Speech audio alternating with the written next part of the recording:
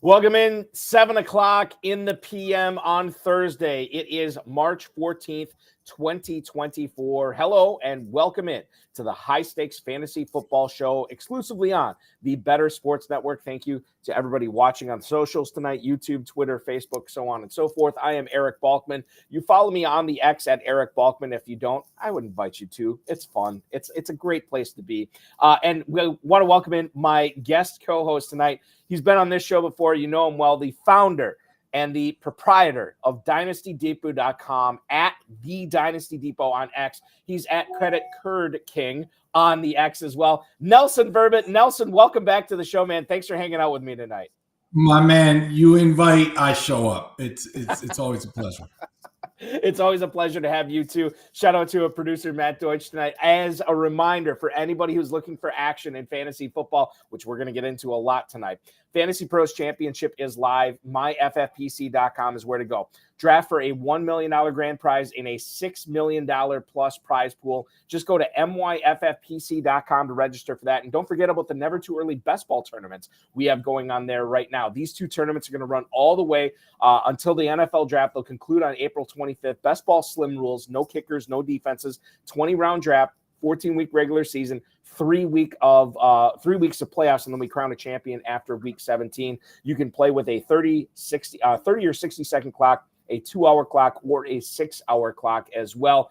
MyFFPC.com is where to go. $125 gets you involved in a $25,000 grand prize. A $35 entry fee into the Superflex Never Too Early Best Ball Tournament will get you eligible for a $10,000 grand prize as well. That's MyFFPC.com.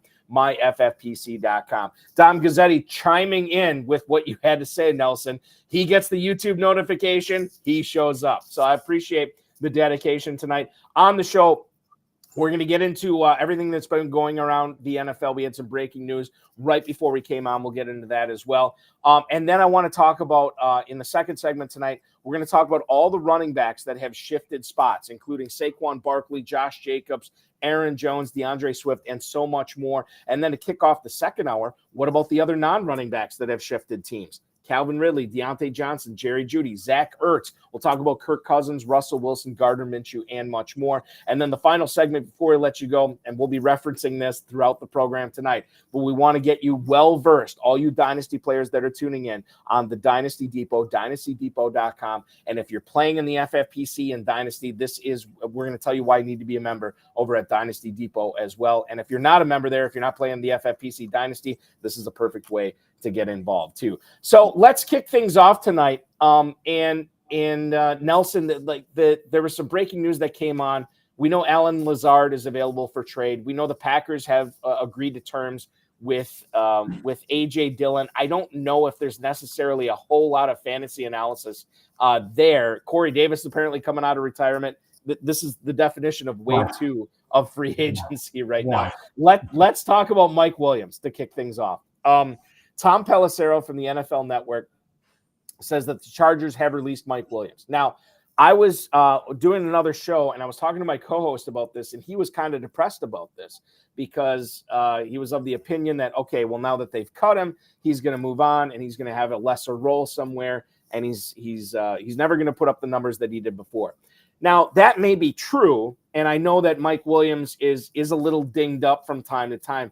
He was never going to be the number one in Los Angeles, not as long as Keenan Allen was there, Nelson. Now Mike Williams has the opportunity to go somewhere where he could be maybe the 1B, maybe the 1A. What about Mike Williams as far as Dynasty goes right now? What are you doing with him while he remains a free agent?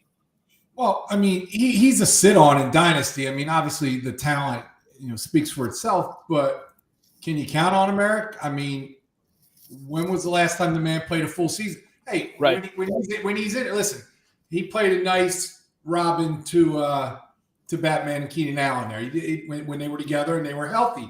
But he's not healthy. I mean, he's not a piece you can count on. In Dynasty, you can get a 4th-round pick, 3rd-round pick, I guess depending on his landing spot, maybe early 3rd, but you can't count on him. He's hard to roster. He's hard to count on. So Mike Williams, you are very bearish on him, which makes sense. And I think that let's flip it around. Let's say you don't have him. Would you be willing to part with a 3rd-round pick to get Mike Williams on your squad right now, or is that too rich a price to pay? Depending on the landing spot, right? Where's he going? Like to see the deal he's getting. Also, what kind of financial commitments possibly going his way, or is it a prove it? $1.4 million, $2 million max contract. I throw him away. So you're throwing away. I think a lot of people are at this point. He's a hold, like you said. We'll see where he ends up, but if he ends up in a good spot, there could be a pocket of fantasy goodness. I'm with you, Nelson. I don't think he stays healthy for 17 games for the rest of his career, but there could be some pockets of fantasy goodness there. Now, there was some information here that we found out from Adam Schefter that Harrison Bryant is no longer a Cleveland Brown. He is going to be a Las Vegas Raider.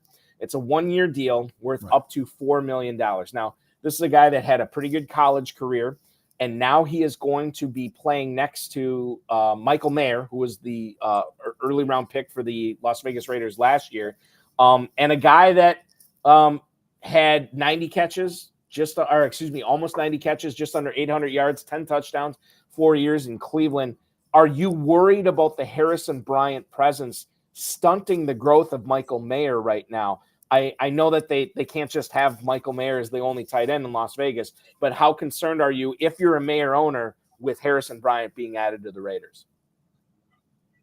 I'm not. But with that being said, I always liked the guy. I was on him early. I think he's got talent. It's never come through where he's become the man, so I can't see him becoming the man now. Now, I got to see more from Mayer also. I mean, limited what we saw from him last year, but my guess is he has a semi-breakout kind of year. He's got pretty good pedigree there. But Harrison Bryant's probably just a second fiddle there. But somebody that if he did have to fill in and he ended up being in the one spot out there for some sort of reason, I think he's a pretty good player. So regardless of the Bryant signing, whatever you are doing with Mayer, be it buy, sell, or hold, you haven't changed anything, right? Doesn't change anything. I mean, you could be America's guest, Mike Gesicki, who's America's guest. He goes to a different team every other week. It doesn't impact people. The good players, the high pedigree players, Mayer's going to get a shot. Nelson Verbit from Dynasty Depot joining me tonight, talking about the dynasty implications of a lot of free agent signings, and one of them just happened tonight. Let's talk about the Bills here, Nelson. We know that Gabe Davis, and we'll get into Gabe Davis later on in the show, but he is not going to be a part of Buffalo's plans in 2024 to replace him, or to at least help replace him. They've signed 2 different players now. Mack Hollins goes from Atlanta to Buffalo. It's a 1-year deal worth up to $3 million. Now, that happened yesterday. What happened probably within the last hour or so, the Bills have also signed, formerly of the Washington Commanders, Curtis Samuel, 3 years, $24 million. Now, there's a lot of different ways we can take it. Let's assume Diggs is on the team for 2024. It looks like Hollins and Samuel are going to be the guys that are going to fill in when Diggs is not catching passes, Cook is not catching passes, Kincaid is not catching passes. These 2 guys are. Do you like one better than the other? I mean, obviously the money would say that we should like Curtis Samuel a lot more. How do you look at the acquisitions of Hollins and Samuel to Buffalo? Mack Hollins, just a guy, produces, cut his teeth in Philly, know him well. Always a solid player, but he's nobody you're hanging your hat on. And Samuel, listen, he's a good player. I mean, he's been a good player since he came in the league. That one contract, I believe, with Washington was a pretty big contract they gave him, and couldn't stay healthy. I mean, the best ability is what? It's availability, and we're talking about a lot of players that you can't count on. Now, did I have Curtis Samuel on a bunch of teams last year, and did I end up starting him, and did he produce? Yeah, the guy can play football. There's no doubt about it. The guy stays healthy, good things will happen, especially up there in Buffalo, but again, you're talking about a guy you can't count on. Dynasty-wise, you can't count on these guys. With FFPC and Dynasty, we'll be cutting on March 30th down to 16 people, roster spot down to 16 people, and there's no room to keep these guys. If he's sitting there in the 3rd round, end of the 3rd, 4th round, would I take a stab, grab Curtis Samuel? Probably. 90 he's in a situation to succeed right now. Can he stay healthy? 91 targets last year for Samuel. He caught 62 of them, just over 600 yards, gotten in the end zone 4 times. And the better boss chiming in tonight, our producer, Matt Deutsch. Good news for Khalil Shakir truthers. He's now the second best receiver in Buffalo. Is that the way you see it as well? That the fact that the Bills did not break the bank to sign a second receiver after Gabe Davis left, they kind of went piecemeal with Hollins and Samuel, and they still have Shakir on their roster, Nelson. Is that good enough? Well, okay, they haven't won anything. Okay, nothing. Mm-hmm. They got a situation with Diggs. They brought in nobody else. They brought in Curtis Samuel. Is Curtis Samuel going to get them over? They've done nothing. They've done nothing that tells me, that their window is kind of closed and a retooling financially of the situation. I don't know. Sure, if Samuel stays healthy for 17 games this year, he'll probably have a great year. But tell me when he's done. So, and you bring up the good point. We'll get to Diggs in a second, but I think you bring up a good point. The Bills have been hemorrhaging assets, right? They've had to cut all these players to try to get under the cap. This might be more of a financial situation than anything else. And if it's a financial situation, besides Diggs, somebody has to catch passes. But it doesn't sound like you're a believer in Shakir, Samuel, or Mack Hollins, right? These guys are all afterthought. Listen, you have the philosophy, and I'm not a Bills guy, okay? But in Buffalo, they have the philosophy. We have the best player in football. He can carry us with whoever Patrick Mahomes as. I don't care who you put out at wideout. I'm going to go get you a trophy. Okay, that's basically what they're saying right now is go do it yourself right now while we, get our house in order here. It's not a great situation. It's not a great situation, and I think that the Bills, quite frankly, I don't want to say their window's closed because they still have Josh Allen, but this reminds me sort of like what the Packers have done towards the end of the Aaron Rodgers era, where they were expecting, they invest in defense. They wouldn't sign any free agents. They try to build through the draft, but they would never give him any weapons. Like Devontae Adams was the last really good weapon that he had. You want to include Aaron Jones in that, I get. But this could be a situation in Buffalo this couple of years. Yeah, but there wasn't an investment in Aaron Jones. Him and Jamal Williams were drafted. They were already there, 6th, 7th round. So that was luck or good scouting. One of the two. It was not an investment. It happened to work. To work out. You're right. Yeah, it's not like they paid any kind of big time draft capital or money to get these guys and keep these guys on the team. What about the Stephon Diggs situation? Let's talk about this. Like, it almost seems to me that based on the Bills' free agency moves, they have no choice but to retain Diggs. They cannot afford to trade him. They're not going to get fair value for him. And I don't know what happened to him at the end of last season. If you have any light that you can shed on that, we'd appreciate that. But, to me, Diggs is still a guy that is going to put up big numbers this year because he has to.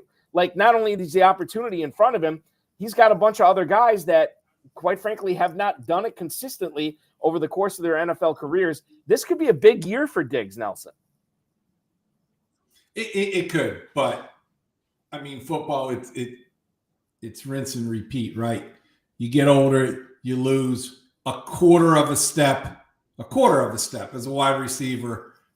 There's problems, right? And mentally with him, when he doesn't get the ball, there's problems. He's not going anywhere. They right, like you said, they can't afford to do anything with him. So they're going to have to make him happy and hope he can produce for them because he's pretty much the offense, right? He is, yeah. I mean, I shouldn't say that. I fully expect Kincaid to have a huge year this year.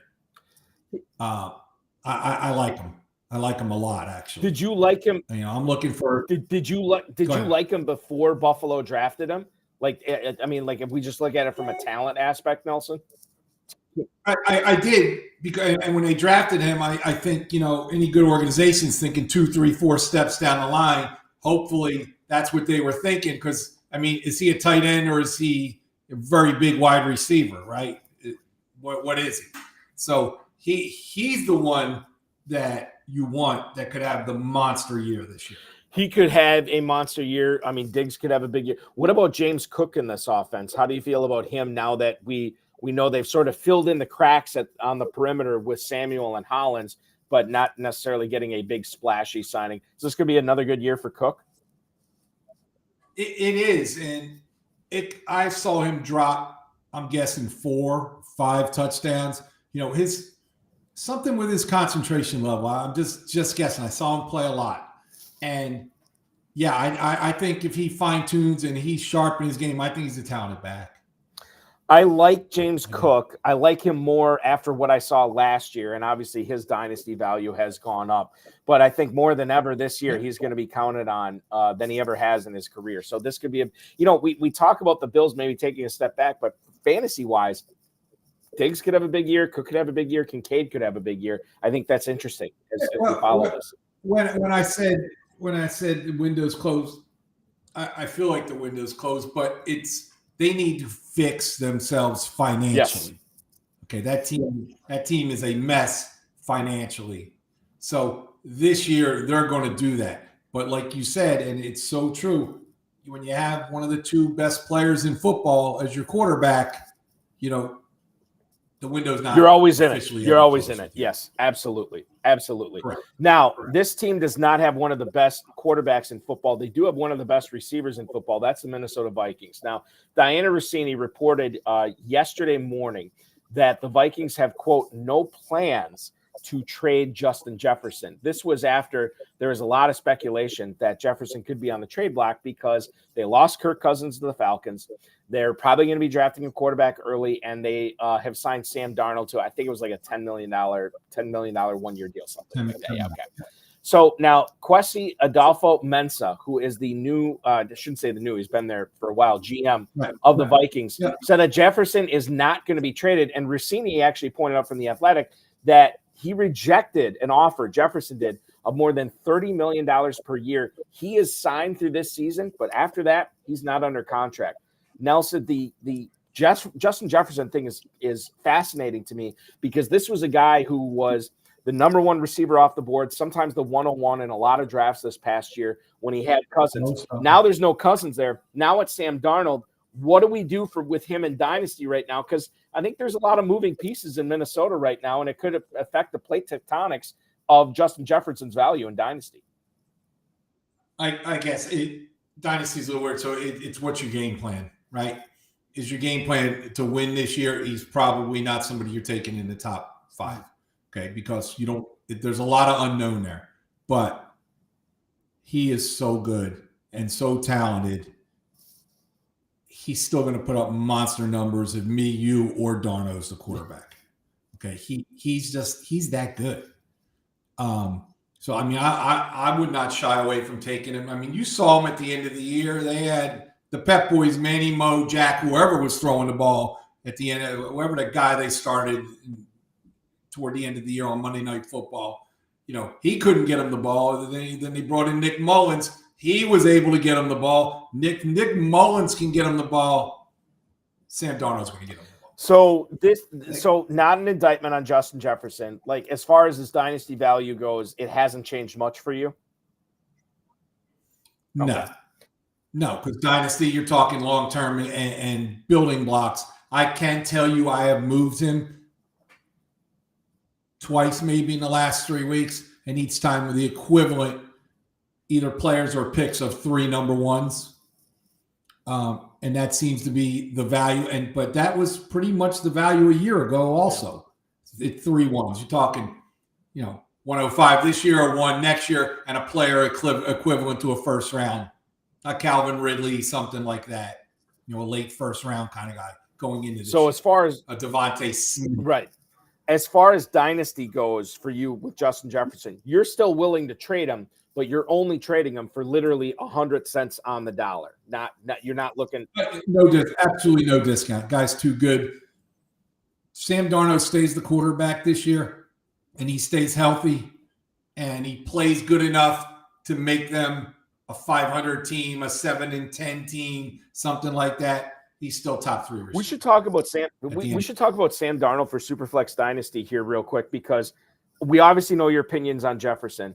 They have a first-round pick in Jordan Addison last year. They have a guy that they gave up some pretty good draft capital from TJ Hawkinson, who should be back at some point this season. Some are saying at the start of the season. I'm not willing to say that yet, but he should be back at some point in 2024. And they just signed Aaron Jones, who is a pass-catching threat out of the backfield. Maybe we should be bumping up Sam Darnold in our Superflex Dynasty rankings, Nelson. Well, if he's going to go into the regular season as the quarterback, I mean, the draft's going to dictate a lot of that, right? Of what happens in the draft.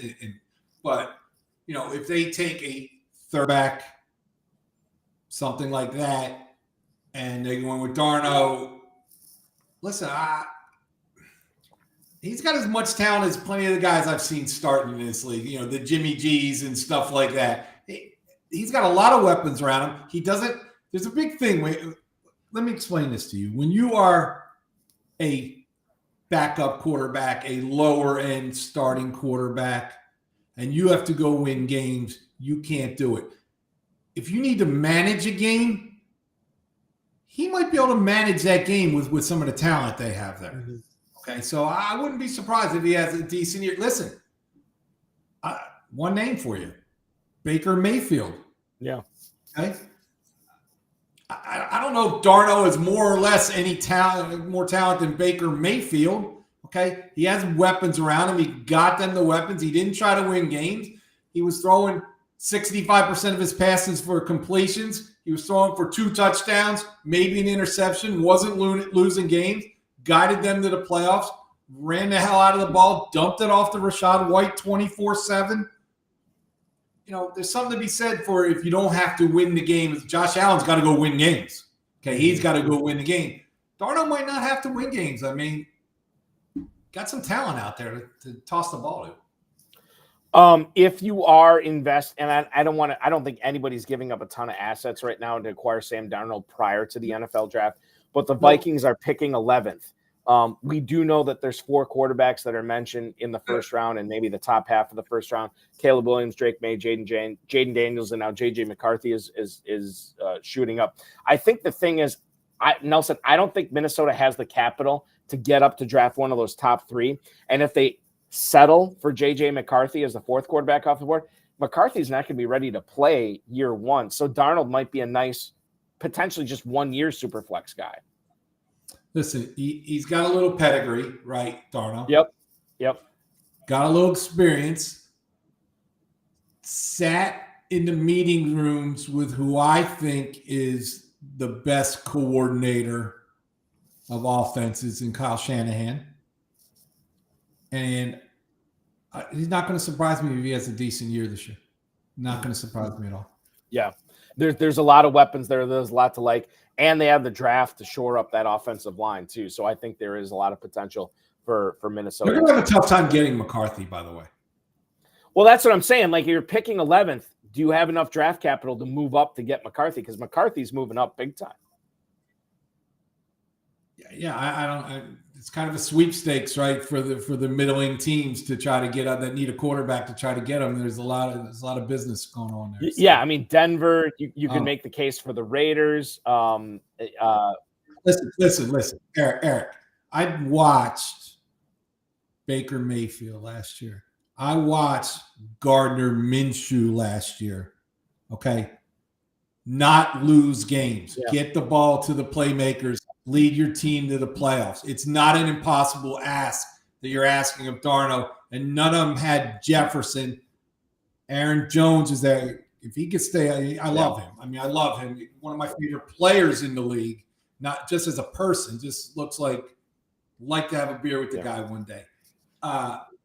So I don't think it's a horrible ask.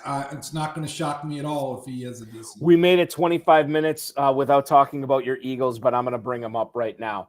Now, the headline here is that DeVante Parker has signed with Philly on a 1-year, but $4.7 million on the contract. So this is exciting. Former first-round pick, joining Philadelphia, joining Jalen Hurts, joining Saquon Barkley, who we'll talk about in a little bit. A.J. Brown, Devontae Smith, Dallas Goedert. I mean, this is an electric offense.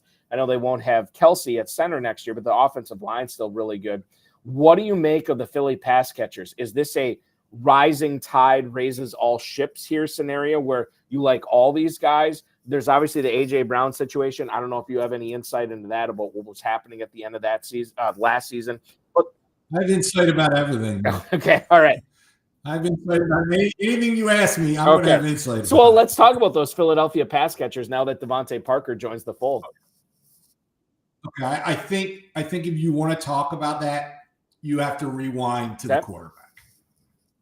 Okay, because it all starts with the quarterback.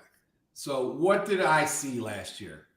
I saw a quarterback regress in progressions. Am I a pro football coach? No. Can I see a quarterback staring at one person and then tucking it and running and not going to the second guy? I can pick that up pretty good. I've seen a lot of ball. So the quarterback regressed. The quarterback, because, when you're from the hometown, you see it on DeAndre Swift dragging, wide open over the middle. No. The quarterback also has a home run mentality. He is not, hey, let's matriculate the ball down the field kind of guy, okay? Because A.J. Brown doesn't let him matriculate the ball down the field, okay? They want the ball thrown deep. They want big, explosive plays. But when they signed 26 the other day, that philosophy is going to change. Yeah. Okay, because that man's going to change. He didn't sign him to carry the ball 6 times, okay? They are going to get the ball to him, and that is going to open up the other guys more. Everybody, we see everything, right? So they were 32nd in the league in motion last year. These guys didn't know what they were doing. Bryant, they didn't know what they were doing. They fell apart because they couldn't fix it. They didn't have the offensive minds or the experience to fix stuff last year. Hence, new coordinators, experienced coordinators. Okay, so they're going to continue. They got away from running the ball. They've been the best running team in the last, for the league in the last few years. Got away from running the ball. Let Hurts start putting it up 45, 50 times a game. No bueno. Okay, he needs to throw the ball 32, 33 times a game. That's enough. Okay, Barkley needs to and will handle a nice load there, and is going to open up other things because you got to respect Barkley, and you got to respect him coming out of the backfield as a receiver because he's as good as there is there. NFL, right? Copycat league. What did they go out and do? Who's their arch nemesis? I'm not going to say Dallas because forget it. What did the Niners do? Went out and got the best running back, changed their whole offense. Brock Purdy leading them to championship games, Super Bowls, okay? Game manager guy because they got McCaffrey. Eagles went out and got Barkley because the Niners went out and got McCaffrey. In my opinion. There's so much more of this Barkley, Jalen Hurts thing I want to unpack. I'm going to save that to the second segment. Before we get into that, I want to touch on a couple of tight end signings and not necessarily about the tight ends who signed because Gerald Everett, whatever. He goes from Los Angeles to the Bears, 2 years, $12 million. This is not necessarily a question on Gerald Everett, but Nelson Cole Kmet had a pretty good year last year. Does this eat into his potential? He's being drafted, and I know I want to have a dynasty spin on everything tonight, but Cole Kmet in the Never Too Early FFPC Best Ball Tournament is going off the board at tight end 14. Does that seem reasonable to you? I feel like I don't want to overestimate what Everett's impact is going to be because Kmet was good, but I think you and I could agree that Kmet does have some limitations as well. He does. I like him. I like him for what he is. I like him for what he is. I have a lot of them. Everett, I thought was going to be a star with the Rams. I did. I think he's got a ton of talent. I think he's a backup tight end now. I think Kmet's he's solid. I got a question. As I said, I was out all day and I just got in. When did Howell sign with moved to Seattle? That was another piece of breaking news. It's happening because I'm looking. I'm like, I just got in my office. I've been out kitty stuffing all day today. Yeah, it just happened. Like I don't know, a couple hours ago, I would imagine. The Washington Commanders have they've gotten out of the Sam Howell business. He is now a Seattle Seahawk. Now, the Commanders sent a fourth round pick, a fifth round pick, and Howell to the Seahawks in exchange for a third round pick and a fifth round pick this year. So it wasn't a huge price to pay. Howell, while he did lead the league in pass attempts last year, he also led the league in interceptions. He also led the league in sacks. Like, this is a guy that Washington seemed to be pretty eager to give up on. But I don't know. Is there some dynasty value here? Because I don't think Geno Smith's the long-term solution in Seattle. How do you see this going forward, not only for the quarterbacks, but for the skill position guys with the Seahawks, Nelson? I wouldn't cut him. I don't know Geno Smith's contract. I know it was 3 years, $75 million. I think he's on the second year of it now. I don't know if they can get out of it, want to get out of it. I don't know enough of the situation. Just reading the headlines. I saw the guy put up 380 yards 2 times against Philly last year. He's got some talent, little bit of a gunslinger mentality. Can somebody rein him in and make him serviceable? I'm guessing the answer is yes. I think the other thing that I always forget about is Sam Howell came out in, I don't know, whatever it was. Like, he wasn't a rookie last year, was he, Nelson? Was 2023 his rookie season, or was it 2022? No, it was the second year. Okay. So he was hurt. And the other thing I always remember too is this guy in the if he would have come out in the 2021 draft, was probably going to be a first round pick. Like, that was the buzz around him. Now, he fell after a lackluster year. But now he goes to Seattle, where they don't really have a long-term solution, yet they have Metcalf. They have Smith and Jigba, and they just re-upped on Tyler Lockett for another couple years. Geno Smith, 3,600 passing yards, 20 touchdowns, 9 picks last season. I would imagine, and I'd have to look, I should know this, but I don't. I would imagine that the contract that he re-signed is a little bit more front-loaded. It's probably going to be easier or it's a little bit more back-loaded, I should say. That's what I'm saying. I don't know the contract. It was 3 years, $75 million. Right. I know that. And this is the second year of it. I think that I mean, if things break the right way, Sam Howell could be the starter in Seattle, because Seattle's not terrible. They're not a bad team. So it's not like they're going to be picking in the top 3 next year. And I know the next year's quarterback classes, from what I've read from a lot of the pundits out there, it's not great. And so Sam Howell could be a guy that is very, very interesting for Superflex Dynasty. He performed pretty well in a bunch of games last year, Hal. So he's obviously got some talent. He's not I think part of the problem is he's not a great athlete.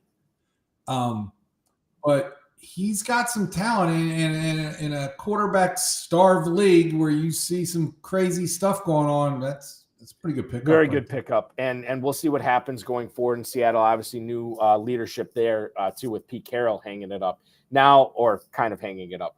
Cincinnati, switching it back to the tight ends, they've signed Mike Gesicki. You already mentioned this at the top of the show.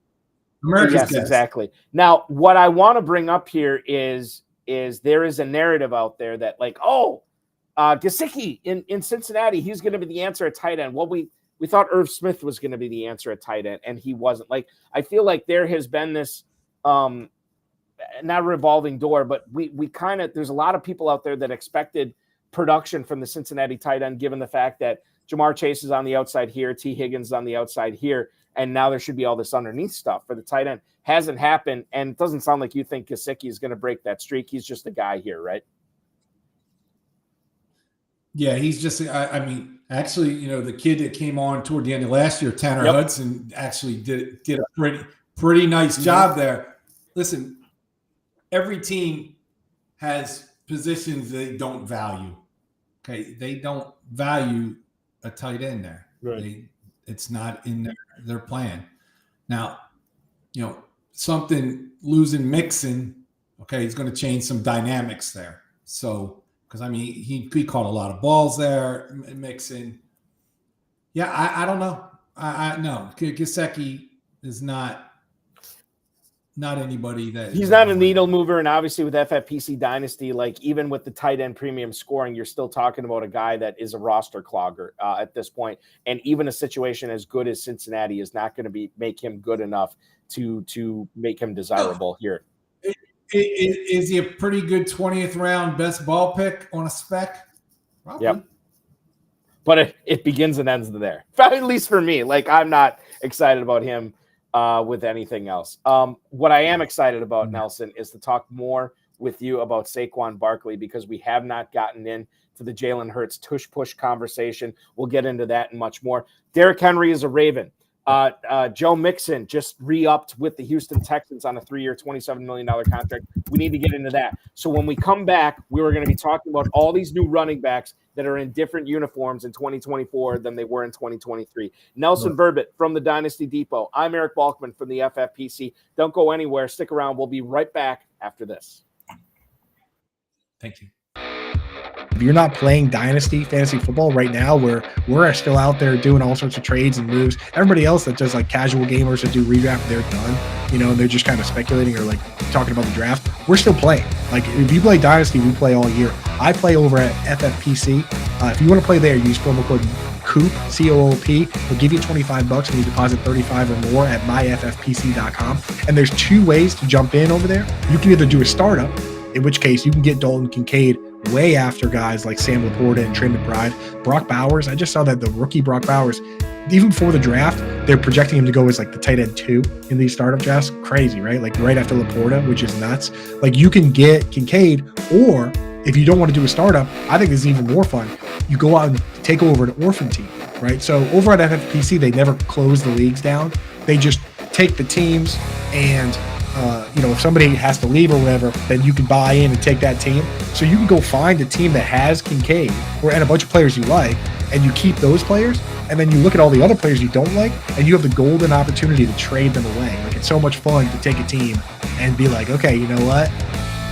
Because if you do a startup, you love all the guys already. Like those are your babies. If you do an orphan team, then you can trade away all the guys you don't like, and that's even more fun, honestly. You have the golden, the green light there. So go to myffpc.com, use promo code COOP. They'll give you $25 when you deposit $35 or more, and you'll give you a leg up versus starting your own league. Now you got to chase people down for dues. You got to pay your own money.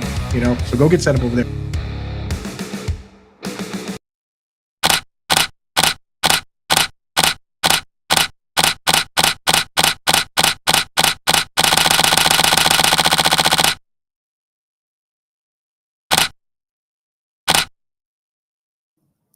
Welcome back into the High Stakes Fantasy Football Show on the Better Sports Network tonight. Thank you to everybody who's watching in the FFPC socials, YouTube, YouTube, Facebook, and X. I am Eric Balkman from the FFPC. He is Nelson Verbit from the Dynasty Depot. Got breaking news for What's you, that? buddy. Got some breaking news. Let's do it. Breaking news. Brought to you by Nelson Verbit from Dynasty Depot. What do you have for us, my friend? Well, it's only always going to be Philadelphia Eagle breaking news. I can tell you that. Okay, all right.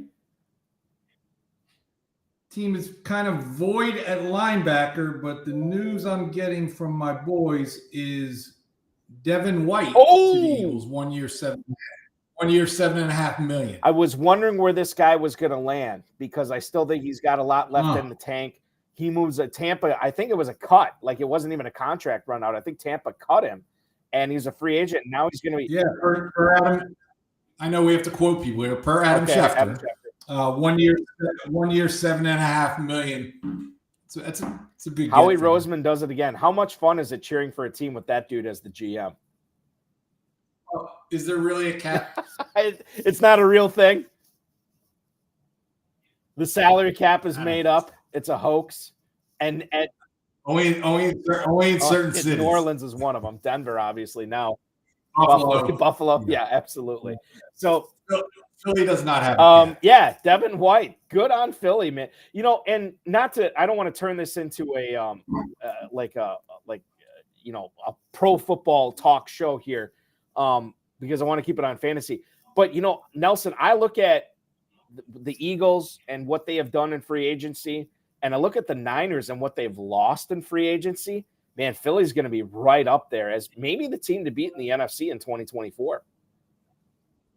It's not what Vegas says right now, because people are questioning the quarterback right now. And we have not fixed the defense there that was pretty good at giving up 35 points a game. So there's still a lot of work to be done. Should be able to put a lot of points on the board this year. They are the third choice right now in the NFC, I believe. Yeah, Niners. behind. Dallas had Niners are favored. Dallas and Eagles are basically. I think looking at the division the other day, Dallas was minus 140 and Philly was 135. Something like that. All right. All right. Yeah, but needles are moving right now. Needles are moving, and obviously Devin White is going to help move the needle for Philadelphia in the NFC East as he signs a 1-year deal worth up to $7.5 million. This reported by ESPN's Adam Schefter. So congratulations to Devin White and the Philadelphia Eagles on that new pairing. Speaking of the Eagles, let's talk more about Saquon Barkley here, Nelson. 3 years, just under $38 million. Now, this is $26 million guaranteed, which is huge for a running back, given how the NFL has been treating running backs here. The Eagles will have let me attack it from this angle first. The Eagles have always seemed to employ a backfield by committee, right? Where you have 1, 2, 3 guys, 2 or 3 guys usually. In 2012 was the last time they did it with Shady McCoy. Right, exactly. So it's been a while, and McCoy was like a big-time difference maker, so I get it. You were talking on this show last year when I had you on about Kenneth Gainwell, and now they have the bell cow. They have Saquon Barkley, and they don't have to rely on a committee if they don't want to anymore because Barkley has a lot left in the tank. He's not an old guy. He's heading into, I think he's 26 right now. So he goes in this electric offense. Like, sky's the limit for Barkley. Is he your number 2 running? Well, I shouldn't say number 2 running back for Dynasty. How high does he rank as far as running backs in Dynasty fantasy football right now? He's hard to get right now. I can tell you that. He's very hard to buy. The market is kind of all over the place with him, but you're not seeing a lot of movement with him because you're kind of sitting on a gold mine. And what you said is correct. He's a bell cow, but you know why he's a bell cow in Philly? He's a bell cow because he can pass block. Pass pro, yep. Okay, and that's been the problem with the DeAndre Swift was loving Philly guy, great year. He was awful pass blocking. He had to come off the field for Kenneth Gainwell. But when you're coming off the field, you can't be a bell cow. Okay, you can't be there for the swing back. He couldn't block anybody. And Barkley's as good as there is. God knows he's had to pick up a few blitzes behind that New York line for the last few years. He's probably pretty good at it. And that's one of the reasons they went out and got him also. How concerned are you from a fantasy standpoint, Nelson, about the tush push, right? So because Jalen Hurts gets all these short yardage first downs, short yardage touchdowns, does that affect Saquon Barkley's dynasty value at all for you? Or is the fact that this guy is a generational talent on a really, really good team, is that enough to say, hey, the tush push thing, man, it doesn't matter. Barkley's going to do numbers. He's going to get numbers. He's just going to get numbers. He's going to. They will still tush push. But you also have to remember something. The captain of the tush push isn't on the team anymore. So is it as an effective tush push as we've seen over the years? We don't know that yet. Okay, probably going to be Cam Jurgens, who's a great player, great draft pick a few years ago. Played great at guard, and he was ready for this day. So I'd imagine they're not going to lose a whole lot there.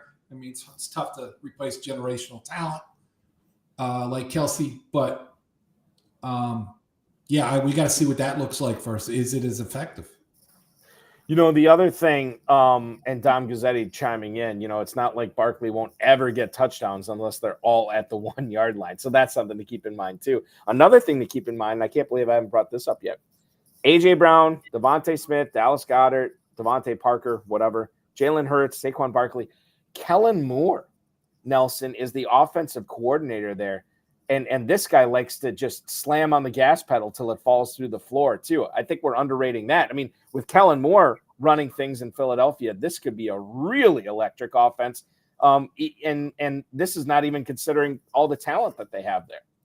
So interesting. So when most people bring in an offensive coordinator, right? So they're bringing in their offense. Nick Sirianni used the word mesh. We are going to mesh our offense with Kellen Moore's.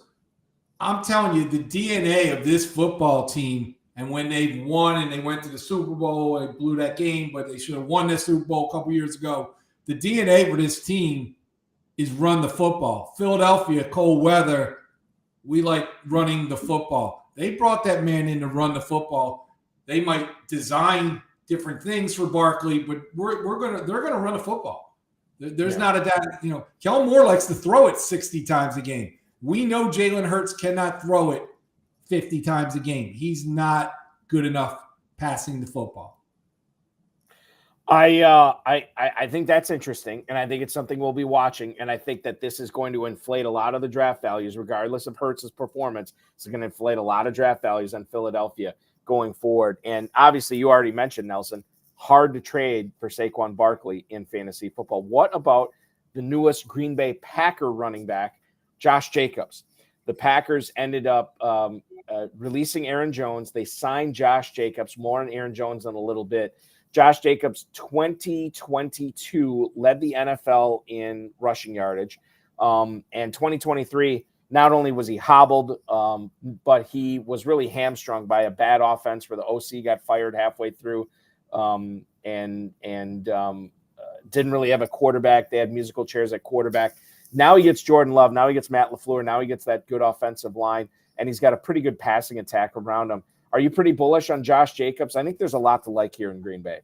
I'm not sure I would have cared where he went. I like the player. I think he's good. I think he's a stud. I think he wants the football. I think he plays with a lot of emotion, and he is going to be a top 5 back this year. Ooh, top 5. Okay. Now, he's going to be a top 5 back this year on that football team. Yeah. So now, when you say that, does this strike you as a buy in Dynasty? Because to me, if he's going to be that good this year, again, like with Barkley, Jacobs is going to be tough to get. Well, yeah. Well, what Jacobs is 25, 26. He came in so young. How old is he? 26, I think. Jacobs will be 26 this year. Right. He'll be 26 this year. So if you like Barkley, you're going to like Jacobs. Barkley's a couple years older, definitely has taken more of a pounding than him, had more injuries than Jacobs. I think he's a top 5 guy. I think, dynasty-wise, I have seen him move a little bit, and he's gone for pretty solid, 103, 104s I've seen. So the value's high on him. I think it's also a direct reflection of that good young football team they have up in Green Bay, that they know they like to run the ball. We've watched Aaron Jones put up monster year after year when healthy. A.J. Dillon carried the ball a lot when he was there. So, yeah, I think Jacobs, I love him. Love him there. I do too, and I think it's kind of an underrated move. It's basically a 2-year deal for Green Bay. So there's going to be, I think, 2 really good years of Josh Jacobs in Green Bay. After that, we'll see. I don't know. It could happen, but I'm very excited to see what he's going to do in 2024 and 2025. And while I feign surprise to say that when you said he's going to be a top 5 running back this season, I definitely think that's in the cards, and it might be more likely that he is than he is not a top 5 running back in Green Bay this year. A guy who has been a top 5 running back over the course of his career in Tennessee is now going to be in a different city in 2024. Derrick Henry, King Henry, moves on to the Baltimore Ravens. He signs a deal there. Lamar Jackson, Zay Flowers, Mark Andrews, Isaiah Likely, and now you have Derrick Henry, the banger in the backfield. Nelson, what do you do with Henry in Dynasty? Because we know he's 30 years old, and we know the end is coming sooner for him than maybe some of these other younger running backs. But how many of them have a better situation? Okay, let's talk about it. So here's my question there. Everybody loves it, right? I mean, it just makes sense. Running team, Henry hasn't lost a step. Even if he does lose a step, he's still bigger than you anyway. My question is that a lot of the Ravens runs are run out of shotgun. A lot. Okay, with Lamar, RPO, bootlegging, doing whatever they do. Like, I don't see him running out of the shotgun a lot, Henry. He doesn't have that step. He's got to be an under center. So is Lamar going to go under center a lot more than he usually does? That's kind of my question there. So so we have who was the guy they added? The Greg Roman was out, and then they added the new OC Todd Monken. So right. Monken, like in his history, has not, regardless of who he's had at running back, he doesn't really do that a whole lot. So is Henry actually a little bit overvalued for you right now? Because the perception is this is great running with Lamar Jackson. Look at that backfield. But maybe we need to look a little bit deeper and say, well, maybe this isn't great for Derrick Henry's fantasy value. I don't know. I'm not as high as other people are on him. Now, I own a bunch of him. Thought, could be some dead wood. Definitely a hold now. Let's see what happens. I mean, the guy scores 15 touchdowns today. He's 31 years old. It's a home run. But I got a feeling it's not going to be quite as good as people think. I think it's going to be more along a little better than Gus Edwards kind of numbers there. He'll probably score 8 or 9 touchdowns. But, their running back's their quarterback. Right. So, okay. And that, I mean, and the other thing to keep in mind, too, it's not like people are falling all over themselves. Well, let me ask you. So you see Lamar in the shotgun, reverse pivot, handoff, fake the handoff, bootleg around. Are you going to have Derrick Henry 7 yards in the backfield with no running start? And is that going to be effective? I don't feel like it is. Yeah. Yeah. And then okay, let's look at this too. You've probably seen the contract. I'm looking it up right now. The Derrick Henry contract with Baltimore. This wasn't like an immediate signing. Like they waited on him. The deal is worth up to $20 million. It's 2 years, $9 million guaranteed. Okay, well, his metrics have fallen. He's never caught more than 33 balls in a season. The offensive line is going to be really good, but I feel like the offensive line was all right in Tennessee last year. It wasn't great, but it was all right. Maybe Henry is being a little bit overvalued. In the Never Too Early tournament, he's being drafted as running back 13, a borderline top 12 running back right now, too. Well, he's going to score some touchdowns, man. That's a good offense. He's going to score some touchdowns. He's going to score probably double-digit touchdowns. I don't know. It's the shotgun thing that have you seen Lamar under center a lot? I just don't see him being a shotgun runner. Right. Guy made a point in the chat room, changed Adrian Peterson when with the shotgun. Some guys, he doesn't have the quick step. He needs to get downhill. If you're getting handed the ball 7 yards in the backfield with no chance to get downhill, I don't know. So what do you write? They ran 21 personnel, 25%. I see that go up to Olivier Marr, especially. Yeah, right. I mean, they're going to have to make some changes with him. And I mean, okay. I guess the thing is, are you really going to change your offense all that much to fit an aging running back when you have Jackson and Likely and Flowers and Andrews? Like, to me, yeah, they might make some, but it's not going to be these all-encompassing ones just to accommodate Henry. No, I think he's going to be a good piece. I think he scores 8 to 10 touchdowns there. I think he runs for 780 yards, 800 yards, and he has a good year. And it'll probably fill the role. Again, like in Buffalo, the world is the quarterback, and the world runs around that quarterback. And, he's a nice auxiliary piece. Okay, he's nobody I'm looking to acquire.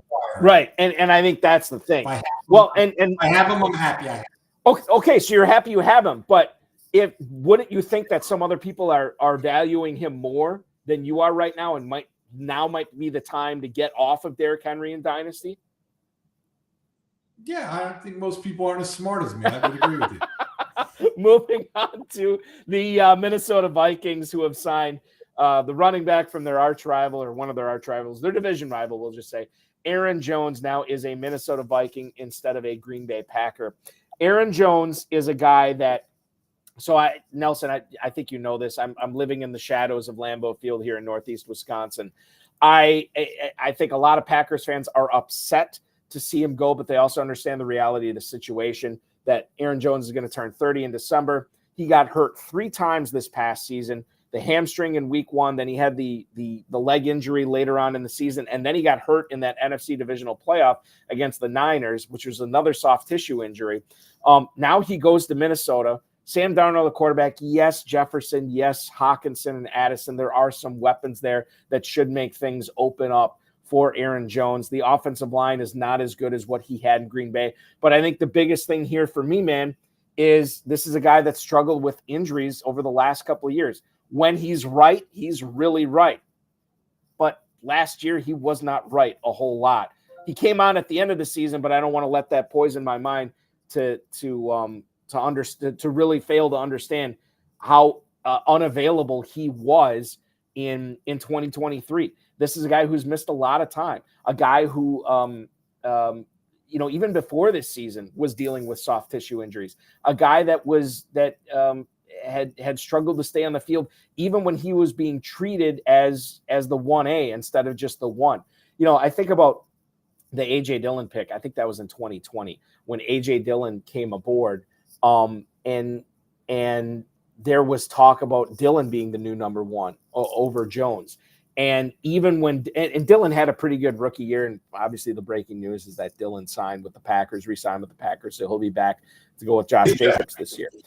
But you have a situation now with Minnesota where their lead running back, they have Ty Chandler here, Nelson, but they also have Aaron Jones, a guy who's dealt with a lot of injuries over the years. For Dynasty, I don't know, man. Like, this is a guy I want to be out on right now.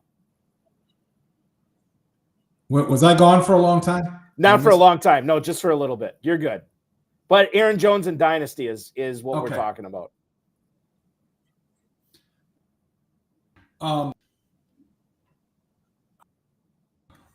I think he's really good player. He's really good, but he's been hurt so much, which is my concern. Yes, he looked so good at the end of last year. I feel like the Packers just never let him go. You know what I mean? They just never cut him loose.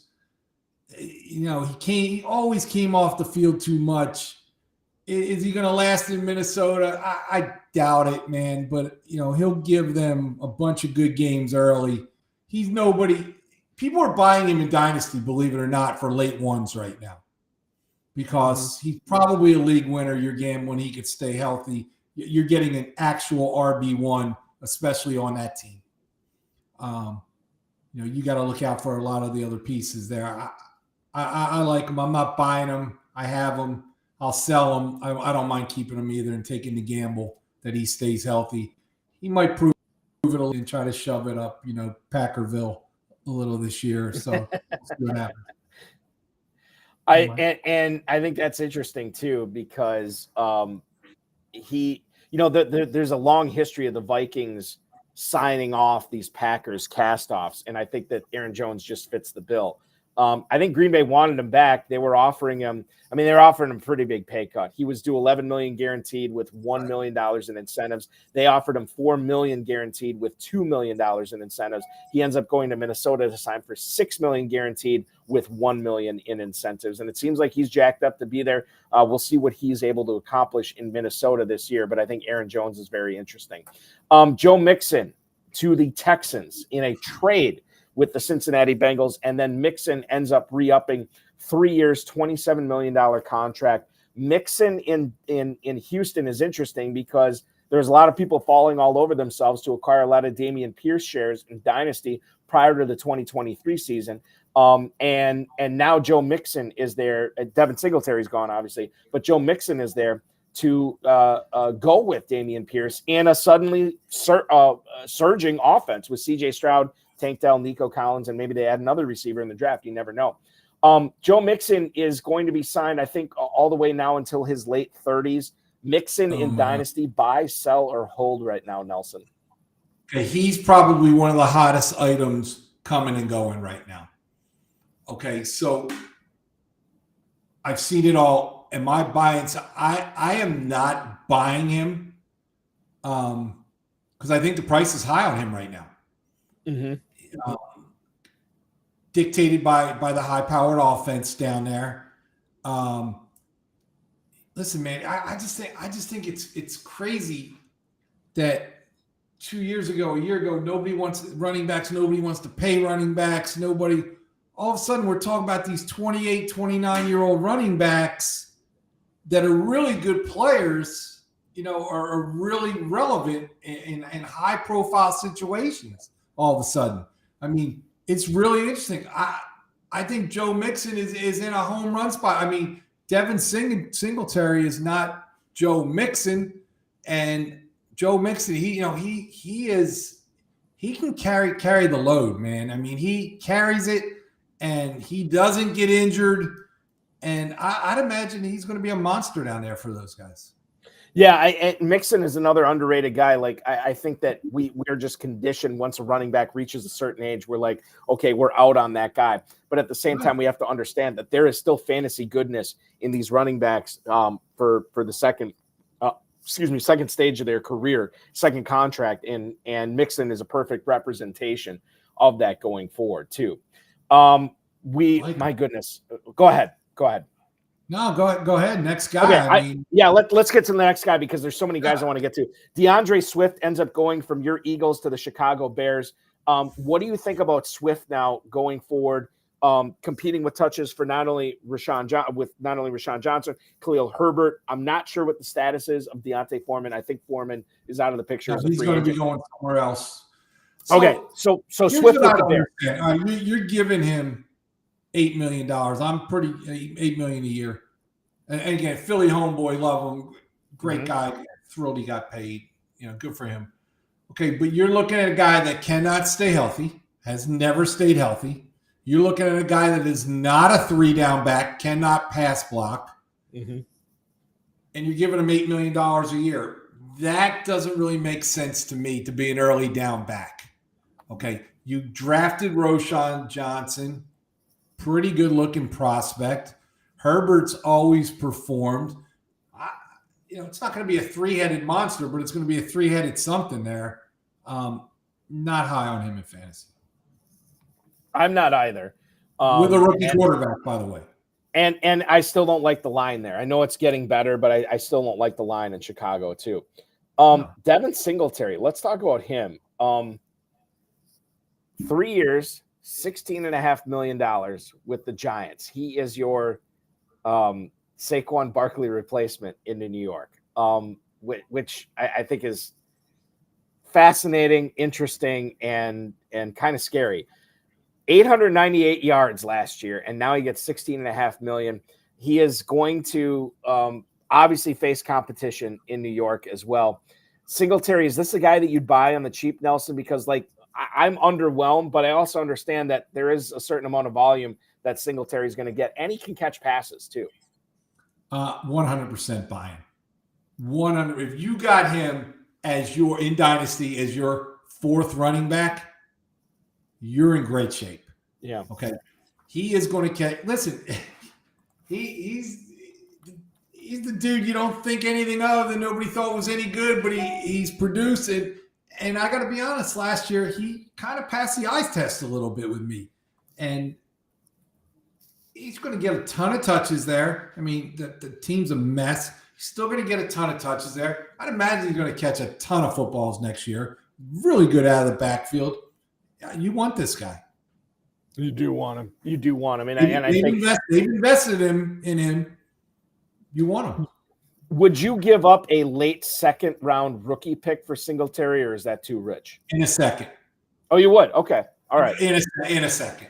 Okay. Absolutely. Yes. Moving on to Zack Moss, the guy who actually had a really good stint with the Colts last year for part of the 2023 season. 2 years, $8 million. He is now a Cincinnati Bengal. Now, $4.3 million is included in the first year. Jonathan Taylor went on the PUP list, and then starting in week 2, Zack Moss was the starter. 96 carries, 466 yards, and 4 scores in the next 5 games. You could make the case that it was actually a committee backfield until Taylor got ramped all the way up to where he needed to be, and Taylor and Zack Moss were actually splitting carries. Now, I think this is interesting because Chase Brown was a guy that a lot of people were excited about, obviously, as he came on at the end of last year. What does Zack Moss do to the Chase Brown situation? How do these guys coexist in that Cincinnati offense here? And Nelson, do you have a favorite from dynasty purposes between Moss and Chase Brown? It's Chase Brown for me. I don't want any part of Moss, to be honest with you. I didn't think he was very good coming out of school. I didn't think he was any good in Buffalo. I think he had a good little stretch there. I'm selling him all day right now. I don't think so. I don't like him. Okay. And I'm trying to think. So Zack Moss, God, I'm trying to find out how he's not a young man as far as running backs go. Probably his fifth year. Yeah, I mean, okay, hold on. I'm going to look this up here real quick. So Zack Moss turns 27 this year. Okay. So I guess for running backs, okay, he's all right. He's all right. He'll turn 27 in December. But you're off of him. I'm not excited about him. I do like. You didn't even know he was still in the league till he went through that stretch. Okay, now you're going to tell me that a playoff aspiration team like the Bengals or a championship team, that's their guy? I'm not buying it. I think that I bought a ton of Chase Brown. I drafted a lot of Chase Brown last year later on because I knew the Mixon situation. I didn't necessarily see the Zack Moss signing coming, but it's not like they threw a Brinks truck at him. Like this, we know what they have in Moss, and I hope I know what they have in Chase Brown, or maybe I shouldn't know what they have in him because maybe the sky's the limit with Chase Brown too. I'd be patient there. I have a hard time selling him. I think it could be something pretty good. Nelson, Ian Rappaport reported earlier this week that the New England Patriots have signed Antonio Gibson 3 years, $11.25 million, 4 years with the Washington Commanders, just under 4,000 yards from scrimmage, 29 touchdowns. Back in 2021, he had 1,000 yards rushing and 7 touchdowns. He used to be a receiver. He's now a running back. And, I remember when people are tossing around the next Christian McCaffrey as the comp for Antonio Gibson. He obviously never hit it. Now he's competing with Rhamondre Stevenson. Is Gibson – I don't even view Gibson – I'll just tell you how I feel about him. I don't even view him as a 1B. I think he's a clear backup here. And I think Stevenson, to me, the shine has not worn off him at all. How do you feel about the Patriots running backs now? I'm sure this is a family show, but what the hell are they doing up there? I mean – What on God's earth, when you're rebuilding the team, makes you want to give Kendrick Bourne 3 years, $33 million? And Gibson, what are they doing? You know what? Mm-hmm. Can we just move on? They are so irrelevant, and they are so dumb with what they're doing. They're irrelevant to me. So they're game next year, maybe. Okay. And I don't think – I mean, is Ezekiel Elliott still under contract there? I mean, that's like another situation. I don't think so. I think he is a free agent. All right, so he's a free agent, so it's Gibson and Stevenson. Wait, you help me. What are they doing? What are they doing with that Bourne contract? Like that – let's put it this way. Basically the same money the Eagles gave Barkley. You want to give that money to Kendrick Bourne or Saquon Barkley. Not that Barkley would go there, not that they needed him. But that's the equivalency of money you're talking about. What are you doing? Last thing I want to get to before the break here, Gus Edwards has now signed with the Los Angeles Chargers. Edwards, who was a Baltimore Raven, now moving to Los Angeles. And Austin Eckler, we didn't talk about him. We could talk about him a little bit. Austin Eckler is now Washington Commander. Edwards will be once again playing for offensive coordinator Greg Roman, who coached him as Edwards' offensive coordinator in Baltimore. Jim Harbaugh is the head coach there. He obviously loves to run the ball. Edwards is not going to do much for you on third down, but he is going to get a lot of volume on first and second down. He will turn 30 years old in April, and there's not a whole lot of competition there. I think this is one of those situations, Nelson, that we watch to see what they do in the draft, because I can easily see Los Angeles investing in a running back in the second round or in the third round, and all of a sudden Gus Edwards doesn't look as good as he does right now as far as volume goes. I feel like you can write down Gus Edwards' numbers from the last 2 seasons, and he's going to put up the same numbers there. He'll produce. He'll be able to spot start. He's going to score 5-6 touchdowns. He's going to run for 522 yards. He's going to catch 3 passes on the year. where he's viable. You're not buying him. He's somebody that could be cut on roster cut downs. Like he's a borderline guy. Also somebody you might want to like take a 4th round draft pick. If you need a 4th back and maybe stashing him if you're trying to win this year, because it'll probably help you sometime along the line. Yeah, I mean, it's all about windows. It's all about pockets. This is a guy that has been in the league now for 5 years. 2022, he was dinged up. He only hit 400 rushing yards, but he has hit at least 700 rushing yards in every other season, including a career best 810 last year and 13 touchdowns. 13 touchdowns last year for Gus Edwards as well. So there is some fantasy value there, but if you have to cut him, we get it, especially in the FFPC. That is the running backs. Let's step out and take a quick break. When we come back, let's handle the pass catchers. Let's handle the quarterbacks. Calvin Ridley, Diontae Johnson, Gabe Davis, we touched on him. Darnell Mooney, we haven't talked about Darnell Mooney going to the Atlanta Falcons, and obviously the trade that happened with Rondale Moore going to the Falcons in exchange for Desmond Ridder. We'll get into that as well. Kirk Cousins is now a Falcon. A lot of Atlanta Falcon stuff coming up in the next segment, and I think it's an important thing to get the offense right in Dynasty and Redraft Fantasy Football if you want to win big in 2024. Nelson Verbit from the Dynasty Depot. I'm Eric Balkman from the FFPC. Don't go anywhere. You are watching the Better Sports Network. Never Too Early Best Ball Tournament is already open right now over at FFPC. Drafts are available daily, 2-hour clock or 6-hour clock, or the sit and go 30-second clock if you really just want to bang out a draft. Those are scheduled in advance, so you can go get set up on that. Take a shot, either $25,000 or $10,000 grand prize. That's in the Never Too Early Best Ball contest. They got some big prizes over there, man, and you can play high stakes games over there too. So you can hit this QR code that's right in front of my face, or go to myffpc.com. Use promo code COOP, COOP. They'll give you $25 off when you deposit $35 or more. So go get set up right now. We're doing, we already do our Dynasty, we do our redrafts over there, we do our high stakes stuff, but we do the playoff contest, we do it all. So I'm going to get in on the best ball too. It's never, for me, whatever you got, whatever contest you got, I'm going to play, I'm going to win. That's it. So go over to myffpc.com, use promo code COOP, and you can win as well.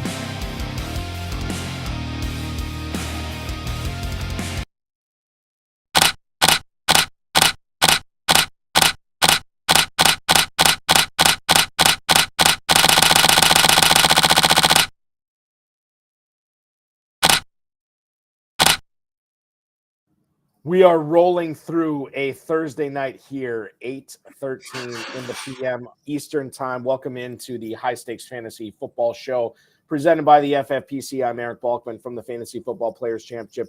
He's Nelson Verbit from the Dynasty Depot. Remember to check out the Dynasty Depot as well. Before we get in to all the receivers and everything that you need to know about these new pass catchers in new places, I do want to tell everybody about the Fantasy Alarm All-Pro subscription. You can get it right now, unlock content for all sports, including annual draft guides. You'll get one-on-one expert access in the Discord, analyze matchups and trends in your league when you sync up your league with the Fantasy Alarm All-Pro subscription. Integrated with Fanjections is the lineup generator. There's daily rankings, weekly rankings. The value vault position coaches are all there. The waiver wire ownership percentages, projections, stats, and tools and more. Build better lineups, guaranteed with the Fantasy Alarm All-Pro subscription. Get access to everything Fantasy Alarm offers all year. Just use promo code LOCK at fantasyalarm.com/lock, LOCK, fantasyalarm.com/lock. So let's talk about Calvin Ridley here, Nelson. This kind of caught me off guard. I did not see the Titans in the sweepstakes here of getting Calvin Ridley, but that's exactly what went down. And my God, did they pay a pretty penny to get him. 4 years, $92 million. By the way, this happened yesterday. This did not happen on the first day of free agency. This happened yesterday. $50 million guaranteed. And Ridley is now in the top 10 for average annual value at the with this new contract. Now, DeAndre Hopkins is still on the team, obviously. Treylon Burks still on the team, obviously. All three of these guys can play in the slot. They can all play on the outside as well. Will Levis is I would assume, the starting quarterback this year. Tony Pollard is now a Tennessee Titan as well. This offense all of a sudden looks a lot more potent than it did in 2023. Brian Callahan is the new head coach there, and then the offensive coordinator is Nick Holtz. They're going to have a lot of toys to play with here on this offense. But I'm still flabbergasted about the amount of money that Calvin Ridley got from the Titans. But maybe I shouldn't be. As far as dynasty goes, maybe I should be taking and understanding, like, okay, this is how the Titans value Ridley. Maybe I should be valuing him the same way. Can fall a couple ways. Can fall under the "what the hell are you doing" category for sure. But I think what it tells me, reading between the tea leaves, is they think Levis is their guy, and they're going to get help for their guy and give him the best chance to succeed early in his career with some veteran wideouts. Man, that number doesn't make any sense. No, it doesn't. I don't know why or what. I mean, he wanted to go back to Jacksonville, but for $90 million, you're packing up the car and I'm leaving. It doesn't matter. But I think, see, the Levis thing is tough read because I don't have a read for. I don't know what I'm going to see. I saw some flashes last year. Saw a tough guy last year. Maybe they're seeing, this guy is the guy. And I think they bought him a pretty good security blanket is what they did. What's the fallout here? Like, what do we do for dynasty? I mean, like, is Ridley a buy? Is Hopkins a sell now that they've invested so much into Ridley and Hopkins isn't getting any younger? I mean, I think Treylon Burks takes a clear backseat to both of these guys. You cannot get a third-round pick for D-Hop anywhere. Cannot get a third-round pick. So maybe something else. Maybe people know things that I don't know. Is he even going to be there? Is he going to be cut? I'm not really sure. Something tells me he's not going to be there if they were paying that kind of money to Ridley.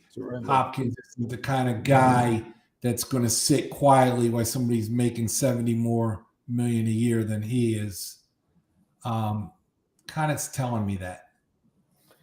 I think that's a situation we'll be watching, especially with the addition of Pollard too. I mean, they paid up for Pollard and Ridley, so we'll see what happens with Hopkins going forward. Changing of the guard there, it's all different. Here's the other thing. It's kind of an interesting team because they're not going to pound Pollard 35 times in the line. That's not going to work. So sounds like they're going to chuck it. I think they trust the quarterback a little there. He's a sneaky buy. Even in Superflex, you can get him, not at a bad price. Probably taking a spec on that guy this year in some places. Yeah, I think that's wise advice. I think we should all be doing that going forward. And I always keep in mind Pollard can catch passes as well, which is going to pay off for Levis. We had a trade. I mean, we're talking a lot of signings here, but what about this trade between Pittsburgh and Carolina? And Adam Schefter from ESPN reported that the Steelers have sent Diontae Johnson to the Carolina Panthers in exchange for Dante Jackson, who's a cornerback, and a late-round pick swap. No surprise that Johnson gets out of Pittsburgh. I mean, it didn't seem like he was very happy there. He's due a $3 million roster bonus tomorrow. The Panthers will be on the hook to pay that. The contract that Diontae Johnson signed with the Steelers expires at the end of this season as well. Last year, 51 catches, 717 yards. He, as far as preparation goes, he was one of the best in the NFL. But his yards per reception dropped to 10.3 in 2022 and no touchdowns after a 2021 season when he had 100-plus catches and 1,000-plus receiving yards. George Pickens is obviously there now, and it seemed like Pickens was, the transition was sort of starting last year of who the number one receiver is going to be. Now he goes to Carolina. Nelson, to me, he's like the de facto number one. There's a lot to like there. I like him better than Thielen. I like him better than Mingo. I mean, like, he's the guy there, but he's catching passes from Bryce Young. Could be problematic. How do you view Diontae Johnson right now as far as if you own him or don't own him in dynasty leagues?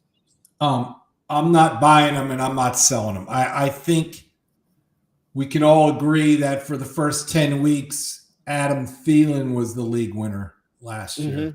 Okay. Absolutely. We can also agree that his yards per catch is going to be under 10 yards a catch this year. The guy can't throw the ball downfield. Listen, it's hard to tell because that guy, one man's opinion, that guy's not making it. That quarterback's not making it there. He doesn't look the part. He doesn't look like a pro quarterback. I'm not sure what they thought. 170-pound kid that's not even fast. So that's a problem. But I mean, Diontae Johnson, great route runner. He's a really good player. I'm not sure what they're doing there. They're trying to get the kid some help. Makes sense. He's going to be a security blanket there. Not buying him, not selling him. Wouldn't surprise me if he had a decent year there. But there's not going to be any yardage there. The kid doesn't even throw it downfield. Right. So I think that with no matter where Diontae Johnson was going to be, I was never going to view him as a chunk yardage specialist. He is a tactician. He is an expert in separation. He will get you the pass, or he will get you the reception. But after that, I don't expect much. And I definitely, since 2022, I don't expect much. I mean, he's really good. I mean, if he would have got traded to Buffalo, what are you saying right now? Yeah. Right? Very excited. So you're telling me in Buffalo, wow, everybody be really excited. It's just not exciting where he got shipped to the abyss, man. That's it. That's what it is. Because I would imagine the Buffalo offense is going to be on the field a lot more in 2024 than the Carolina Panthers offense. You and I kind of share the same view on Bryce Young, but we also share the same view on Josh Allen as well, which, oh my God, now all I can think about is Diontae Johnson being a Buffalo Bill this coming year, but he is going to be a Carolina Panthers player, man. He's a good player. He's a very good player. Very good player. Speaking of trades, let's get into this trade that Denver and Cleveland agreed to. Again, Adam Schefter reporting that the Broncos have sent Jerry Jeudy to the Cleveland Browns in exchange for 5th and 6th round picks in this year's draft, which is coming up in about 6 weeks or so.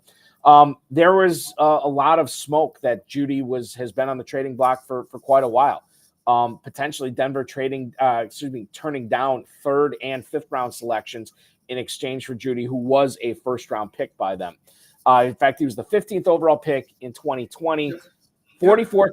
Go ahead. Yeah. No, go ahead. Yeah. Okay. 44 career games for the Denver Broncos, 211 catches, just over 3,000 yards, and 11 touchdowns. He's averaging 14.5 yards per reception, which is good. I mean, that's a good number. Now he gets to play on the other side of the field of Amari Cooper with David Njoku in there as well. Jeudy is in the final year of his deal. He's looking to get paid.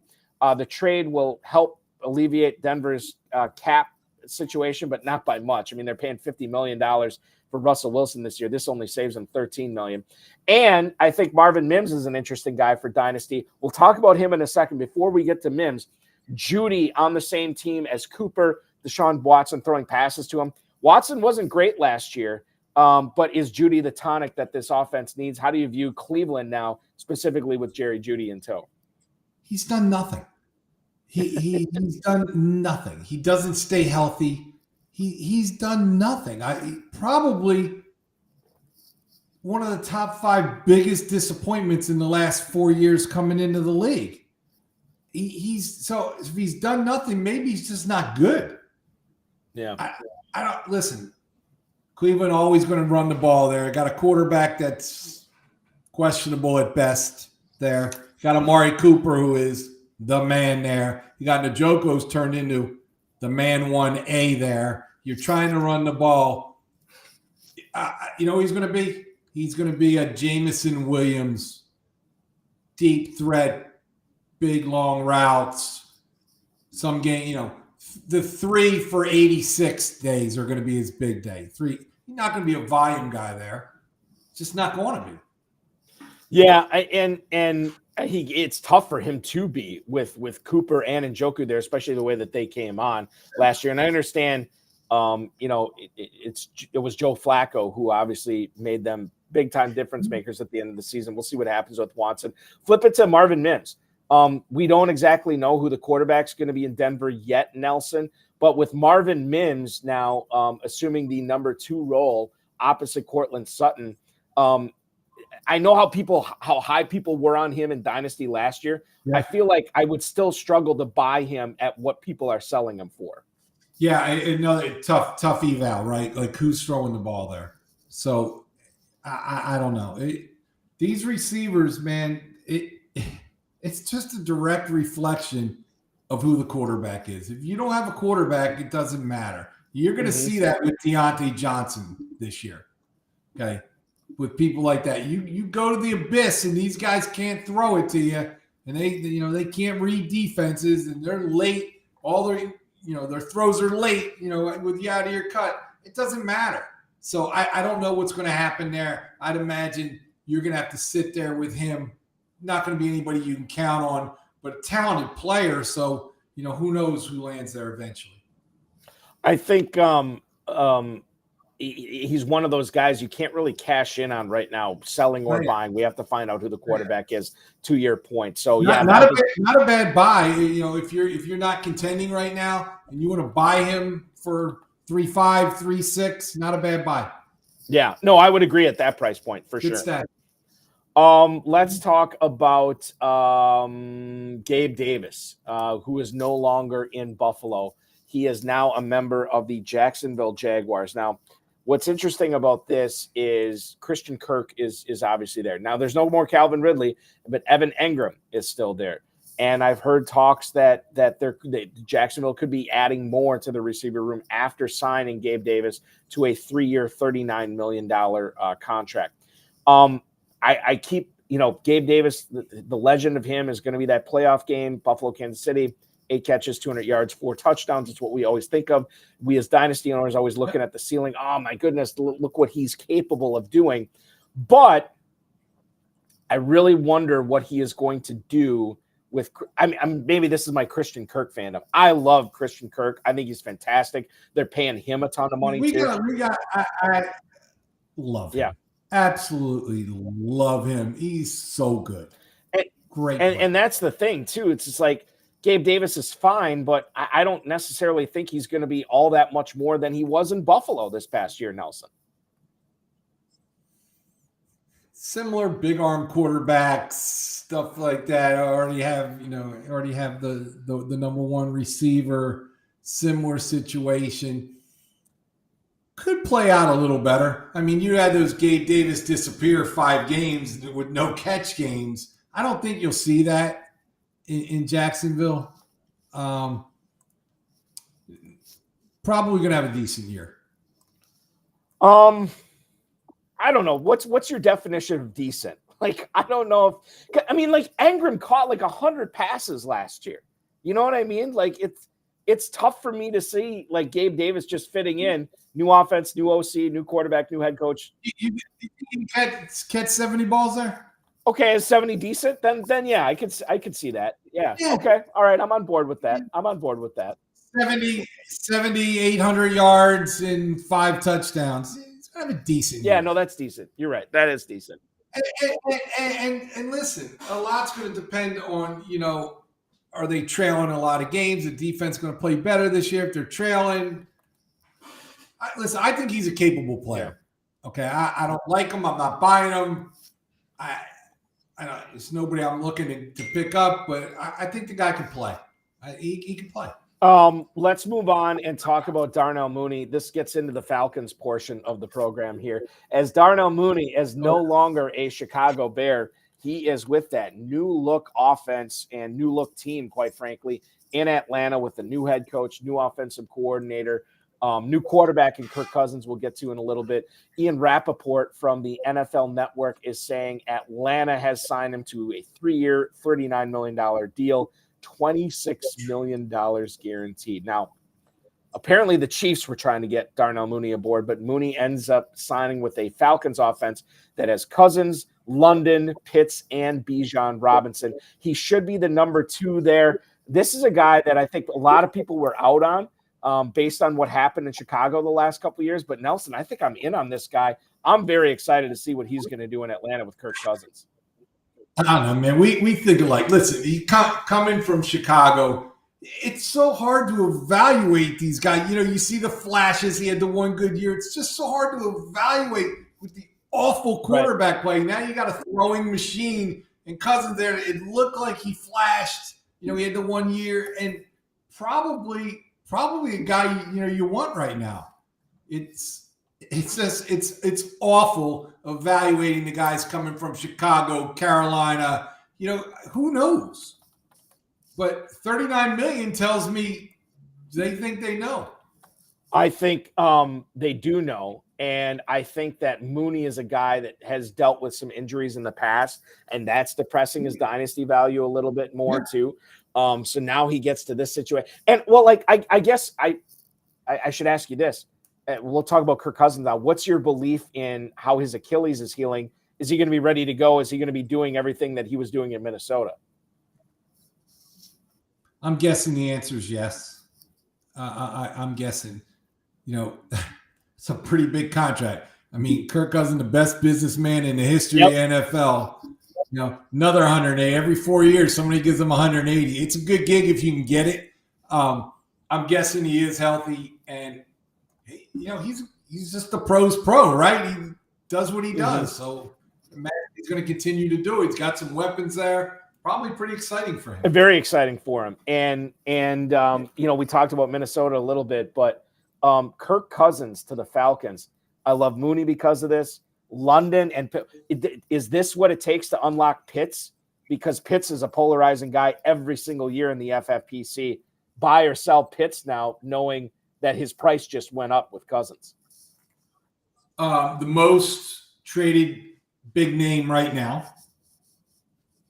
Sold him yesterday because I own a lot of him. So sold him yesterday for Dallas Goedert, Standard League. Dallas Goedert 104,204. Wow, that's a nice little haul for Pitts. But people will pay. Some people are paying up for him. Listen, again, awful quarterback. How good? Awful coach. The worst coach in the 2 top 10 draft picks. You don't use them. I mean, the guy should be fired. The guy shouldn't even. He should be banned from the NFL. Arthur Smith. People like that shouldn't be allowed in the league. I don't know. They're going to cut this guy loose. I guess. We haven't seen anything. No, we haven't. We absolutely have not. No. I saw more in Florida, and they threw the ball 12 times a game. It's I don't know. What about yeah? What about the other Falcon too that was in the news? Desmond Ridder goes to Arizona in a trade. Rondale Moore headed to Atlanta. Do you have any feelings about Rondale Moore? Because he's probably going to be the number 3 there behind Mooney, the 5th pass catcher, right? Behind Robinson, Pitts, London, and Mooney. There's not a lot to like about Rondale Moore. I mean, it's exciting for him to be in that offense, but as far as fantasy production goes, Nelson, there's not a ton there, is there? No, until there is, right? until he's in right? No, until he's in the right spot and he turns into Curtis Samuel in his big year. No, I'm all out on him, but it wouldn't surprise me if one of these years he puts up a big year. We will see if he does that. You just mentioned Arthur Smith. He's the new OC in Pittsburgh, and the new quarterback in Pittsburgh is Russell Wilson, who is now going to be throwing to guys like Najee Harris, Jalen Warren, George Pickens, Calvin Austin, I believe, is still there, Pat Freiermuth. Your thoughts on Russell Wilson trying to rejuvenate his career? Or maybe it's not a rejuvenation. Like, his stats weren't all that bad last year in Denver. Now he takes his talents to Pittsburgh, but it's with Arthur Smith, Nelson. I don't know. Like, if I'm Pittsburgh, it was such a no-brainer, right? Bringing him in for a year. It's such a no-brainer. Obviously, there's things wrong there. I mean, he's going to get away with his braggadocious, high-living self with Mike Tomlin. I doubt it. I don't think that's flying in Pittsburgh. I don't know. His career is definitely, on the back end. He's not going to be one of those guys that's going to be playing into his 40s. His next stop is backup quarterback. Or this is probably about it if he can't perform. Got some weapons there. Got what I think is the best coach in football, year after year there. Some stability. Got Arthur Smith that just makes no sense to me, as he should not be allowed in the league. Mm-hmm. And But yeah, I mean, no brainer there. Listen, they run the ball, Pittsburgh. It doesn't matter who Ben Roethlisberger threw it 19 times a game. So Russell Wilson's going back to his old Pete Carroll days. He's not cooking. It's not happening. Nobody cooks in Pittsburgh. So good game manager, solid guy, still run the football. Yeah. Probably it's a great signing. It's a free starting quarterback. Yeah, it basically is. You're paying nothing for him, no question. Dave Nowitzki is in the YouTube chat right now. Nelson, shifting our focus back to Cincinnati, but staying in the AFC North. Joe Burrow, is he going to be 100% starting going into this season? How confident are you in that? Don't know. Yeah. Don't know. I don't know. What are people saying? I don't know. It's not a question that I can answer. I don't know. I'm guessing the answer is yes, but Cousins, these guys, I don't know. It's too early to know all this stuff, right? It's too early. I think that it was a bizarre injury too, right? To Burrow with the sleeve and everything, and I honestly didn't think it was going to affect him as much as it did, but it did. And now we have to kind of figure out what's going to go on with him, not only for Burrow's sake, but for Chase, for Higgins. For now, I don't think they move him, but Higgins obviously, and then maybe Brock Bowers, as per Mar99 in the YouTube chat right now. He wants to know who's going to land Brock Bowers. Nelson, do you feel like it's the Colts, the Bengals, the Dolphins? Who do you think ends up with Brock Bowers in the NFL draft? Guy feels like a Colt to me.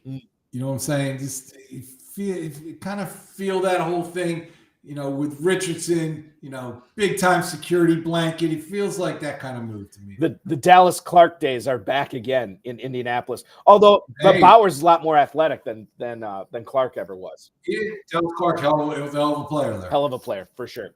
Let's get to the I want to talk about Dynasty Depot. Before we get to it, I do want to bring up Gardner Minshew here real quick. Tom Pelissero reporting earlier this week that Minshew has signed a contract with the Las Vegas Raiders worth up to $25 million, $15 million guaranteed. He's going to start for the Raiders, I would imagine, unless he completely falls on his face and they have to turn over to Aiden O'Connell. I think this is good news for Devontae Adams. I think it's good news for Michael Mayer. We have a competent quarterback in Las Vegas, and Zamir White, as of right now, is going to be the lead running back there. I'm bullish on the pass catchers with Las Vegas. Say what you will about Minshew, but he always seems to make his guys relevant, Nelson. I'm not going to say anything bad about Minshew. He makes everybody relevant with every team. Is he going to lead you to the Super Bowl? No. He led a Colts team to playoffs last year. I mean, that was nobody saw that coming. Not a ton of talent there. Taylor out most of the year, banged up. And no, I think Devontae Adams is a great guy to move right now. Ooh. Okay. You're able to move right now because people know he's going to probably have a pretty big year this year. It's going to be your last chance to move him for first round capital. I've moved a bunch of him. So what, give me a typical deal. Like, what are you taking back in exchange? I got 109 for him yesterday. Straight up. I was thrilled. Okay. Yeah. I was thrilled. So, my teams, I'm not moving him. You got to move him to a contender, somebody picking toward the back half, and you'll get a bite. There's no chance per Mar99, no chance on Minshew as trade bait to get Fields. That's not going to happen, right? Yeah, I don't know what's going on with that whole situation, right? There was big rumor Fields saying, we talked about that for a second. Big rumor that he was coming to Philly as the backup. Which made no sense. But what do you make of that? Well, I don't have a job. Here's what is really frustrating for me. If I played FFPC Dynasty, I know what happens with cutdowns. Are you in a single quarterback league? Are you going to keep a guy who might be backing up somebody who's more likely to back up somebody in real life this year on your team? Eric, 3 weeks ago, he's your starting quarterback on all your fantasy teams. Exactly right. Now, 3 weeks later, you're cutting him.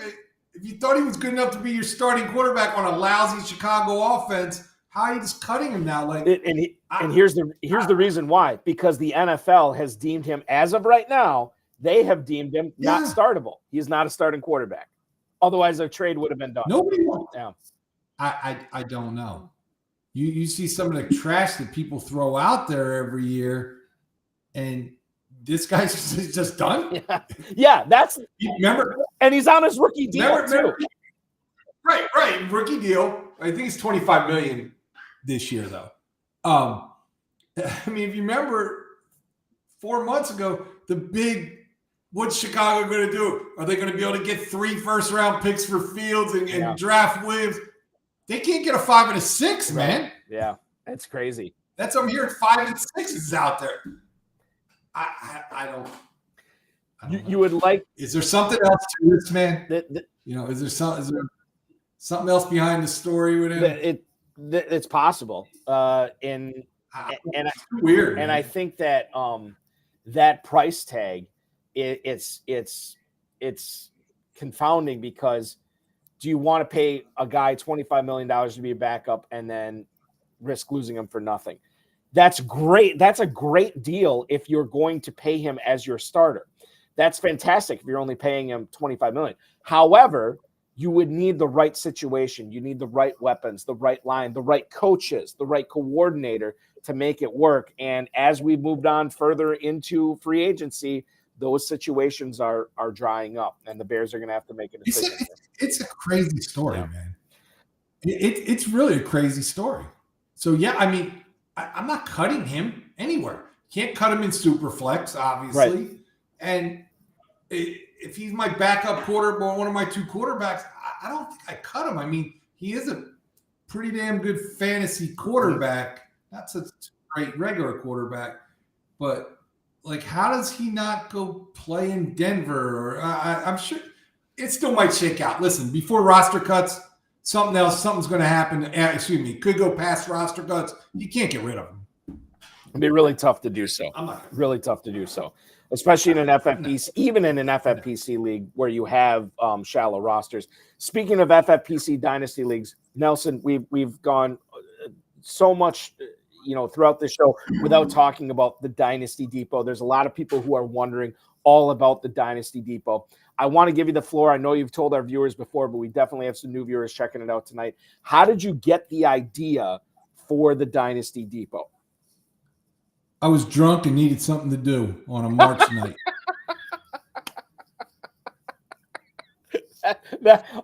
Where all great ideas always come from. Out of a bottle of wine. So no, it is true. But I mean, the idea came from trying to create something to do in the off season. And that's what I did. Knowing I also have 120 dynasty teams and like to keep drafts, I'm like, man, it would be really nice to get rid of some. And that's why I created the market for it. The company, it's our 4th season. It's going a little nutty. Things this year, it's just picked up unbelievable traction. It's funny. Today, we sold like 26 teams today. A team sold, it was a $5,000 team, but a team sold for $15,000 today, which is, yesterday, we had a $2,500 team that sold for $10,500. And you can go on dynastydepot.com, even as not a member, click on last 25 sales, recent sales. You can see the numbers. You can pull up the rosters and see, wow, that guy really just paid that money for that. But it's been crazy, Eric. Like, we've seen, here's a good stat for you. There's been 22 $77 teams that have sold for over $700. Jesus. God. So if you want to try to do some math there on the $300 winning first place, you need to be good for a long time there, brother. Yes, you do. Yeah. But on the flip side, great story. So I get an email from a guy. Mm-hmm. And I tell the people how it works. So I get an email from the guy, and he flipped $10 into $72,000. He bought a team on my site, won the league, won our leaderboard thing, so he won a main event, placed high in the main event, and then placed high in the Football League Challenge. He won $72,000 off a $10. Yeah, which made me feel, oh my God, that's a story of what we did it for. But right. Yeah, man. So DynastyDepot.com, we sell FFPC Dynasty teams. It works as an auction. People set a reserve, people buy it now. There's 260 some teams up there right now. We've sold in the first 3 months close to 1,000. So for all of you people out there that are like, where's this guy getting this team from? It's people buying and selling teams off my site. We're getting ready to get into a very exciting time. So everybody thinks they're good at drafting, right? So I'll draft 50, 60 teams this year. I won't play 40 of them. I'll draft them. I'll put them up for sale on my site and flip them like a stock. There's a lot of day trading on the teams. You might see a team on my site 2, 3, 4 times over the course of the season. Guy will make a subtle change, extra draft pick. You see it go for $400 more here. So there's just a lot of ins and outs, man. So the site's just become very successful. I don't do anything. I just turn on the button and people do it. I flip teams probably more than anybody, but that's what it was created for. Really, really something to do in the off season, and it's become a huge success. And thanks to you, I know you've done a great job helping me promote it. We are offering tonight, which is for all our FFPC people. You can go to DynastyDepot.com. You do need a membership, so you can click rookie membership. You can type in the promo code FREE. You all should be able to remember what free is. And now you have a rookie membership for the next 30 days to check out the site. If you want to stay on it, don't stay on it, whatever you want to do. But you can try us out for free. Just use the promo code FREE. Click rookie membership. Come on board, flip through teams, bid on them, whatever. I think that's what's always so compelling about Dynasty Depot, because you can actually – we had people asking us about this I don't know, probably like 7-8 years ago. Like, well, could I sell my team for more than the entry fee? And we're always like, well, no, you can't. But at Dynasty Depot, you obviously can, because people are drafting these teams. We get that question, and I surf the chat rooms and stalk Alex and you all. I see what people are saying, and they're like, well, why would I list it on Dynasty Depot? They collect a fee. Because you can list it for more. Mm-hmm. Okay. That's the thing. You can list it for less. You can do whatever you want to do. There's plenty of $1 teams on my site right now. Literally $77 teams for $1. Because you know what they do? They buy them over on your site for $77, and then they come flip them over on my site is what happens. It's all day. But, people always jockey and making money. But the deals you can get on my site are probably more exciting than the monsters. You can go buy yourself whatever you want to buy on my site. The price, it's out there. You want to tell your wife, look, I won 7 leagues. You're going to pay up for it. People pay up. It is not uncommon to see people paying 6, 7, 8x off the entry fee. It's very common. I think, and you have seen teams like, especially when startup season starts, people will draft the startup and they'll just put it right on Dynasty Depot right away, just to see what the reaction is to it, and maybe they can get maybe they can flip a profit for it right away if they had a strong draft.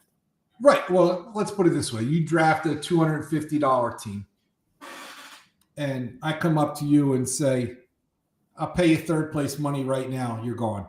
So that's what it is. So buy you $250, you sell it for $500. You just made third place money. You didn't play it down. People trade up. Now I got money for a $500 team, whatever, 5 $100 teams. That's what it is. It's something to do. People are constantly buying and selling teams on the site, and there's a lot of different ways to make money. There's money to be had out there. Listen, you own these dynasty teams. They're stocks, right? Mm-hmm. It's a stock. They're going to go up, down, do this. So you see it on my site. You'll see a team that was 2-11, 2-12 this year, but they have 101, 102, 104, 106. and it's a $250 team. It might sell for $900. Then you see the other team, the guy that won the league that has 112, he's going to have a hard time getting $250 for it. Yeah. So it's different strokes for different folks, but there's a lot of different options out there. And if you like Dynasty, there's a hell of a lot of FFPC players that are on that site constantly flipping teams. It's something to do, man. You're not playing a league right now. It's pretty cool getting involved in an auction. Something to do. That was my next question. Obviously, everybody knows what it's like to sell a team on there, what it's like to buy a team on there. But the bidding aspect in the auctions, can you kind of tell the viewers a little bit about what that process is like? As a buyer or a seller? Well, explain it as a buyer Okay, so as a buyer, it's just like eBay. It has a buy it now. The owner must set a buy it now and a reserve. So you don't know his reserve. You do know his buy it now. When it hits reserve, the team locks, and then it goes to the highest bidder. What we've put in this year, which is pretty cool, say it doesn't hit reserve. You understand what reserve is, right? Yep. It's the minimum price, yep. the minimum price the owner will accept for that team. So now we put in this year, and it's been awesome. We got some people like, oh, man, my reserve was 100 and only got to 90. I lost it. I would have taken 90. Mm-hmm. So now the owner, when the auction's over, has the option to offer the team to the highest bidder, even though it didn't hit reserve. So now that guy is able to offer it for $90. If the $90 guy doesn't take it, he can offer it to the next guy for $80. So it lets him still try to move the team if that's what he's doing, if he finds a price acceptable enough to him. How long do these auctions usually last? They are 72 hours. 72 hours. Okay. Now, so everything's over that. That 90% of the good teams, the high price stuff, goes for buy it now, 20, just like your orphan page. It's there for 20 minutes, right? Right. The good stuff, right? So, the crazy good teams, if the guy prices it well, it goes for buy it now really, really quick. But listen, nobody knows anybody's situation. Nobody knows the owners of these teams. Nobody knows if he's getting out, he's done with fantasy football. Nobody knows what price he's going to accept. It's a $500 team. I saw a really good $500 team go for $30 the other day. I don't know why. It's none of my business why. Guy wanted his deposit back. His wife's done. You're done. Who knows? But you bid, and sometimes you end up with pretty good teams for cheap prices. As far as if I was an FFPC player, I wanted to sell my team on DynastyDepot.com. I would have a membership with FFPC, and then I get a membership with Dynasty Depot. And then basically I choose the reserve, I post the team, and then I basically watch the bids roll in, right? That's really what happens. Correct. So you got to go to DynastyDepot.com. You got to click rookie membership. Mm-hmm. You got to put in the promo code free, and you're in business to buy and sell. The one thing I will tell you, which I should say, is when you sign up and you're on, you have to hit the sync button. The sync button will bring all of your teams from FFPC into your Dynasty Depot account, and then you can click the team that you want to put for sale. Okay, so let's do this. You mentioned before about the guy who turned $10 into what, 72 grand? 72 grand. Okay, so what talk a little bit about, or what can you say about, I should say, the advantages of being a Dynasty Depot member? Because there are other prizes that you're awarding, right? We discontinued the leaderboard. We've given away 4 main event seats for the last few years. Every year we had our own internal contest, but we got successful. There's no need to do that anymore. Right, yeah, like there's just so much action going on there at this point. We were buying action. But the point of the matter is, if you go onto the site and you click filter 1250, there could be 1250 team for 10,000. You might see one there for $20 right now. Okay. Do you want to rebuild it? Well, you're getting a free year because you're only paying $20 for the team. Right. And the guy, Bill Hollywood, how have you never heard of this? Okay. DynastyDepot.com. I send out promo codes to all of you people in all the leagues. If you're a Dynasty player, Bill Hollywood, I'm embarrassed that you haven't heard of us yet. It hurts. It hurts me, Bill. Recently, and I remember this happened, I want to say last fall, but you guys had an in-season announcement. Like Dynasty Depot was always like an off-season thing, as you said. That's what it came from. It's something to do with the off-season. We always close the end of the season, and then the good graces of the power to be of the FFPC allowed us to open in season. So we are going to be open in season again. So there was some interesting stuff there, right? Because the records are posted, the points are posted. So you can spec as a seller and a buyer. You're specking, well, maybe I'm not going to win the league, or hey, I want to buy the win. You know, this team's going to win. It brought some different aspects into it. Not as hot a selling as is now, but there were some big deals, people buying into some good positioning going into the playoffs. We cut it off going into the playoffs. That's your business at that point. Right. And I totally get that. Dynasty Depot has been awesome for the last 4 years. It continues to get more awesome. It's evolving. Obviously, the in-season thing. You talked about all the action going on there with the buying, the bidding, the selling, the dominating. Can you tell us a little bit about what the future of Dynasty Depot looks like? Are we going to continue down this path? Are there more things that you guys are working on right now? There's some ideas that we have. I don't know. Okay. There's 2 or 3 things that could happen with us. And I feel like that's an Alex thing. Maybe we should bring Alex on and ask that question. There's some things that could happen, but organically, like it's really cool because we've grown organically with the help of you. Okay. And your email blasts. And like now, you know, when you guys open, you know, when people are ready for this. This has become part of FFPC's world. Okay, you have your season, you have your playoffs, you get paid. Dynasty Depot's opening next week. You know, which is a pretty cool thing that we've carved out a niche. You know, in the FFPC's world with their good graces. So, you know, it's fun, man. It's fun if you play Dynasty. You know, you got to be on the site. You got to be on it. The last thing, and Bill Hollywood brings this up here, I should play Dynasty because I think football all year, but I only in the big dog and a few big ones here in town. And this brings me to my final question, Nelson.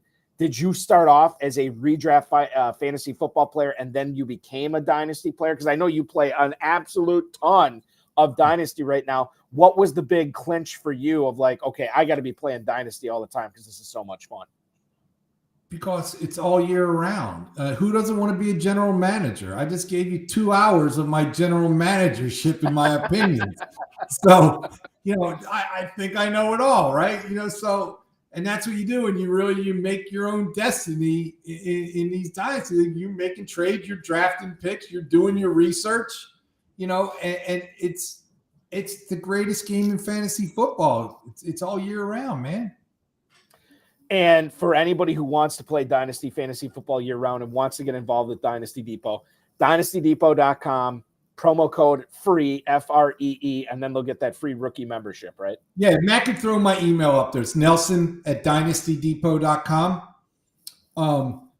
Please feel free to email me anytime. You know, I can walk you through it. I can talk to you about it. I can answer questions.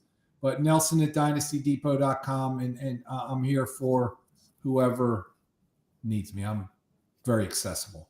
Nelson@DynastyDepot.com. Check out the Depot, DynastyDepot.com. If you're playing FFPC Dynasty, this is something that you definitely want to check out. Nelson, I really appreciate you coming aboard tonight. I learned so much. Glad I got to pick your brain about free agency. And most of all, I'm very happy that our viewers got a chance to hear so much more about Dynasty Depot. And mostly Bill Hollywood being opened up. He had his mind opened up to DynastyDepot.com tonight. So it's been fantastic. I'm looking forward to Bill Hollywood's email. I expect I should have it in the next 15 to 20 minutes. We can start discussing stuff. I would imagine so. Nelson, be good. Enjoy the NFL draft, the rest of the free agency. We'll talk with you again real soon. I love you, man. Thanks to everything you guys do for me. Thank you. Thank you. Thanks, Thank you. That's Nelson Verbit, ladies and gentlemen, from DynastyDepot.com. Want to thank him. Want to thank our producer, Matt Deutsch. We are back at 7 p.m. next Thursday night. Don't forget about the 2024 Fantasy Pros Championship Live. $1 million grand prize. We got a draft popping off at 10 o'clock Eastern time tonight, so about an hour to get that draft filled. $6 million prize pool in that. Of course, myffpc.com is also your home for the Never Too Early Best Ball Tournament. $125 in the Classic Best Ball Tournament will get you eligible for a $25,000 grand prize. $35 entry fee in the Superflex Best Ball Tournament. You're eligible for a $10,000 grand prize. Those drafts are popping off 30 seconds, 60 seconds, 1 minute, 30 seconds, 60 second, 2 hour and 6 hour draft clocks right now. So you can check that out at myffpc.com. Plenty of Dynasty action there. And of course, for all your Dynasty action, if you're already an FFPC Dynasty player, DynastyDepot.com is where you want to go. For Nelson Verbit and Matt Deutsch, I am Eric Balkman. This has been the High Stakes Fantasy Football Show on the Better Sports Network. The best of BSN is up next. Thanks for watching, everybody. Talk with you next week.